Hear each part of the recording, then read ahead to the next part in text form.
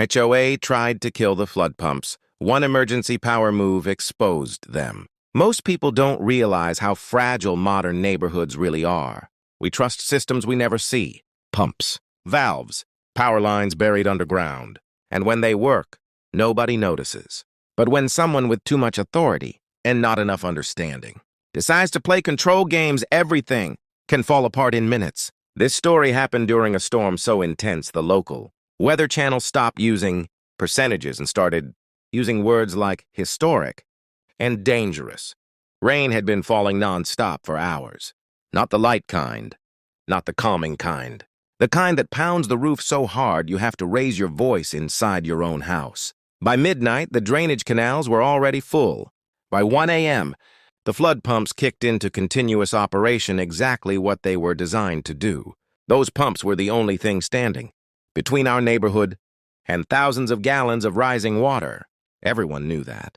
Everyone, except the HOA. A lot of people assume HOAs exist to protect communities. In reality, many of them exist to control communities. This particular HOA had a long history of overstepping, parking disputes, landscaping threats, fines issued with no warning, letters sent with legal language meant to scare people into silence. And at the center of it all was her, the HOA Karen. She wasn't officially the president, but she might as well have been. She controlled meetings, controlled emails, controlled access to infrastructure, and most importantly, she hated losing authority. A few years earlier, when the flood mitigation system was installed, I'd been involved professionally. I helped coordinate power routing, backup connections, and emergency procedures, which meant I understood something the HOA didn't. The pumps weren't just HOA property. They were regulated emergency infrastructure. But Karen didn't like that. Because if something wasn't fully under her control, she treated it as a threat. Around 2:40 a.m., my phone buzzed. A neighbor texted, "Water's rising fast near the East Row. Pumps running okay?" I checked the live monitoring app tied to the system. Everything looked normal. For now. 10 minutes later, my phone buzzed again. Different neighbor. Why did the pumps just shut off? I refreshed the app. All indicators went dark. No warning. No error message. Just off. That's when I felt it.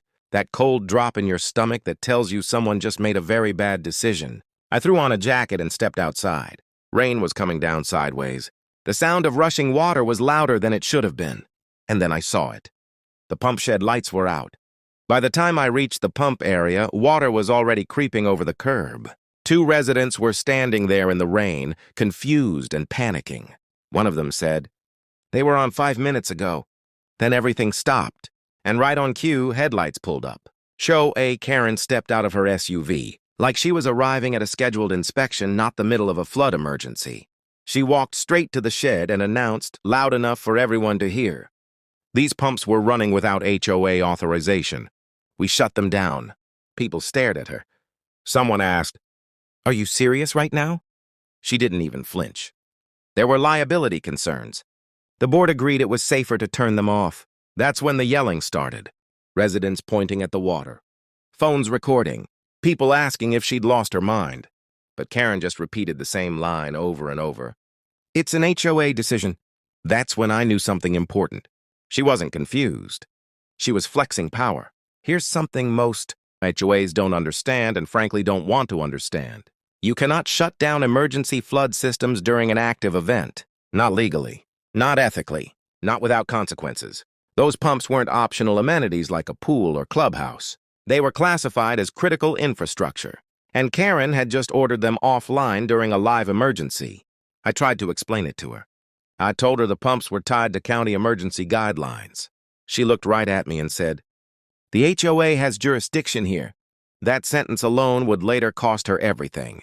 At that point, water was moving fast. One driveway was already submerged halfway up the curb. Another neighbor shouted that water was backing toward their foundation.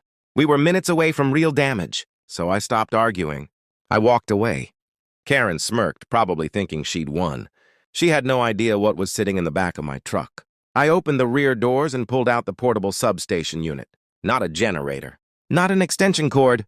A real industrial emergency power solution designed specifically for situations like this.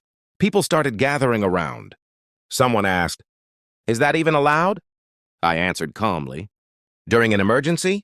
Absolutely. 5 minutes. That's how long it took. I connected the unit directly to the emergency intake line. When I flipped the switch, the system roared back to life. The pumps kicked on hard, louder than before. You could literally see the water reversing direction. The crowd went silent. Then someone started clapping. Then another. Karen ran over, yelling about unauthorized access and HOA violations. I didn't raise my voice. I simply said, "Emergency infrastructure overrides HOA authority." And this entire shutdown was recorded. That's when her confidence cracked. By sunrise, the storm had passed. Not a single home flooded. The pumps ran until water levels were safe. But the real flood was just beginning for the HOA. County Emergency Management showed up before noon. They requested footage. They requested logs. They requested emails. And Karen's decision trail was extensive. Texts, emails, meeting notes, all clearly showing she ordered the shutdown against professional advice. The investigation. Over the next few weeks, everything unraveled. The county cited the HOA for violating emergency management protocols. The insurance company launched its own review. The HOA's legal counsel resigned. Residents demanded a special meeting. Karen didn't attend. She didn't have to. She was formally removed before the meeting even started. The HOA was fined heavily. New bylaws were written. Emergency systems were placed under third-party oversight. And one rule was added in bold print. Flood control systems may never be shut down without professional authorization under any circumstances. Karen moved shortly after. No goodbye email, no explanation. Just gone. This wasn't about power. It was about ego. When the water was rising, the HOA tried to prove control mattered more than safety. And in 5 minutes, one emergency power move exposed everything.